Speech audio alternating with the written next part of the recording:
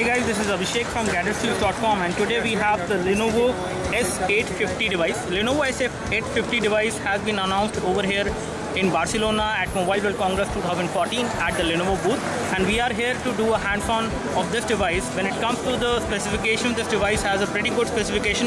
It has the 1.3 GHz MediaTek quad-core processor, and you have 5-inch of high-definition display, that is 720 x 1280 is the resolution. When we talk about the display quality and the pixel density which we have on this device is 294 pixels per inch, and again this device is definitely good in terms of the overall pixels which we have on this device. In terms of the overall display screen, the kind of display it has, if you actually take a closer look, you will not feel any kind of pixelation on this device. Everything is just crisp and clear on this device as far as display is concerned. When we talk about other specification, the back side of the device has a 13 megapixel camera with LED flash. Over here you have the volume rocker, and here you have the power and sleep key. Both of these buttons are very nicely finished.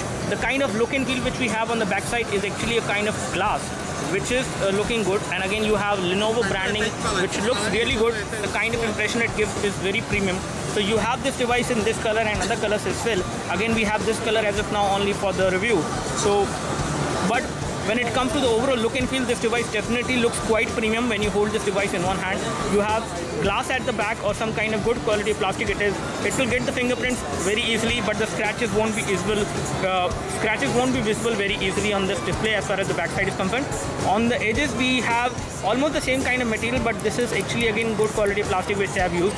You have a SIM card tray slot which will accept a normal size SIM card. You have the loudspeaker over here on the edges, but not on the back side. And on the top you have the micro USB port for data syncing and charging. On this side you have the volume rocker and the power and sleep key. At the bottom you have nothing, no ports, but you have a primary microphone at the bottom. However, we are not able to locate a secondary microphone, but it is there on this device. You have a 3.5mm audio jack which you can see over here. This is the audio jack which we have on this device. So as far as connectivity is concerned, this phone is pretty good in terms of the overall connectivity, and there is no problem with the device.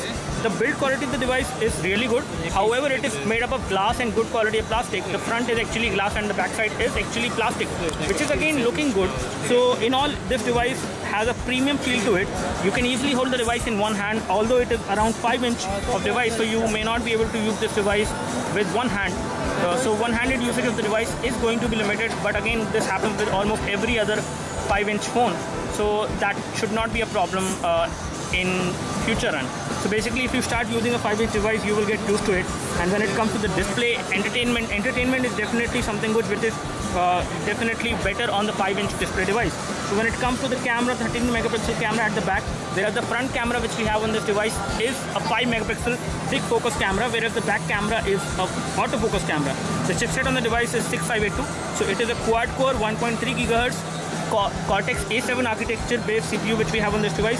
You have Mali 400 as the GPU, and RAM which we have on this device is 1 GB. Inbuilt storage is 16 GB, and the battery on the device is 2000 mAh. And again the battery cannot be removed. This is a unibody device, so you cannot remove the battery. And again it does not feel very heavy in terms of the overall weight, but when it comes to the weight, it is around 140 grams to be very precise, and it does not feel very heavy definitely. When we talk about the other specifications of the device, this device has a pretty good display as you can see, and let me just show you the software now.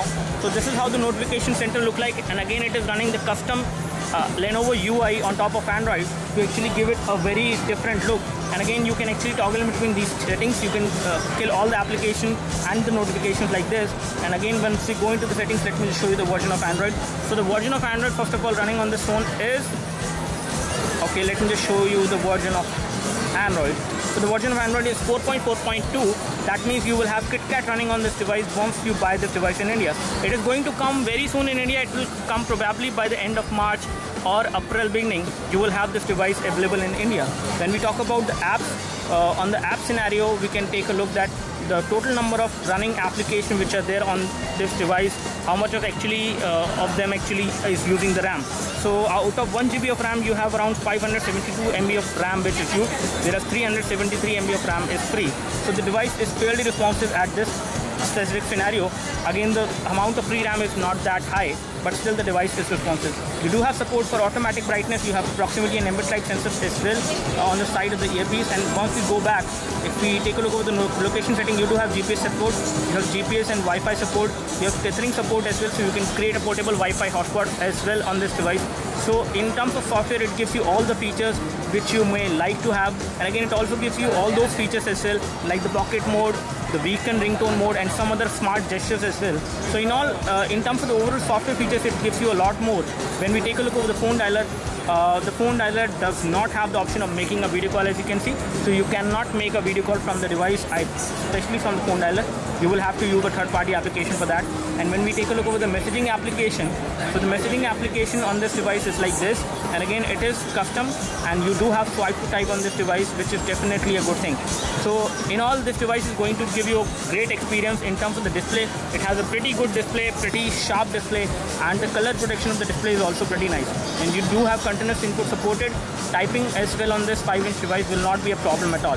When we talk about the camera, let me just show you the camera and another application. Again, when it comes to the app drawer, I am not sure whether you have app drawer on this device or not, but let's test out the camera so that we can show you the camera performance of this device. And again, there are some photos on this device already which has been taken from the camera of this device only, which you can actually take a look.